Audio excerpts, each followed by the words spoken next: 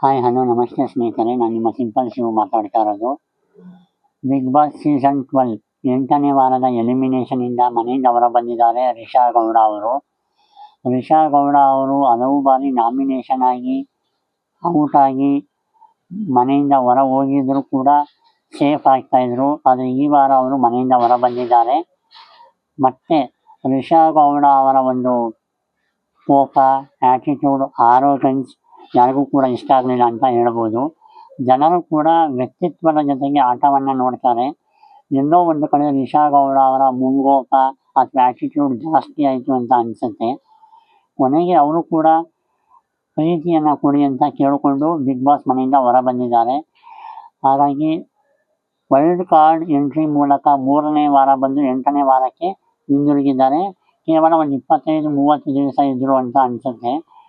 ರಿಷಾ ಗೌಡ ಅವರ ಒಂದು ಆಗಮನದಿಂದ ಇಡೀ ಮನೆ ಬದಲಾಯಿತು, ವಾತಾವರಣ ಬದಲಾಯಿತು ಅಂತ ಹೇಳೋದು ತಪ್ಪಾಗಲ್ಲ. ಮತ್ತು ರಿಷಾ ಗೌಡ ಅವರಿಗೆ ಮುಂದಿನ ಫಿಲಮ್ ಪ್ರಾಜೆಕ್ಟ್ಗಳಿಗೆ ಒಳ್ಳೆಯದಾಗಲಿ, ಅವರಿಗೆ ಇನ್ನೂ ಉತ್ತಮ ಅವಕಾಶಗಳು ಸಿಗಲಿ ಅಂತ ನಾನು ಕೇಳ್ಕೊತೀನಿ. ಮತ್ತು ರಿಷಾ ಗೌಡ ಅವರು ಆಟ ಆಡೋದಕ್ಕಿಂತ ಕೋಪ ಮಾಡ್ಕೊಂಡಿದ್ದು, ಆ್ಯಟಿಟ್ಯೂಡು, ಆ್ಯರೋಗೆನ್ಸೇ ಜಾಸ್ತಿ ಆಯಿತು ಬಿಗ್ ಬಾಸ್ ಮನೇಲಿ ಅಂತ ಕೂಡ ಹೇಳ್ಬೋದು. ಒಟ್ಟಾರೆಯಾಗಿ ಈ 8ನೇ ವಾರಕ್ಕೆ ಬಿಗ್ ಬಾಸ್ ಮನೆಯಿಂದ ಹೊರ ಬಂದಿದ್ದಾರೆ ರಿಷಾ ಗೌಡ ಅವರು. ಸೊ ಅವರು ತಮ್ಮ ಆಟನೂ ಆಡಿದ್ದಾರೆ, ಕೋಪನೂ ಮಾಡ್ಕೊಂಡಿದ್ದಾರೆ, ನಗಿಸಿದ್ದಾರೆ, ಎಲ್ಲವೂ ಮಾಡಿದರೂ ಕೂಡ ಅಂತಿಮವಾಗಿ ಜನಗಳಿಗೆ ಇಷ್ಟ ಆಗೋದು ವ್ಯಕ್ತಿತ್ವ ಮತ್ತು ಟಾಸ್ಕ್ ಆಡುವ ರೀತಿ ಅಂತ ಹೇಳ್ಬೋದು.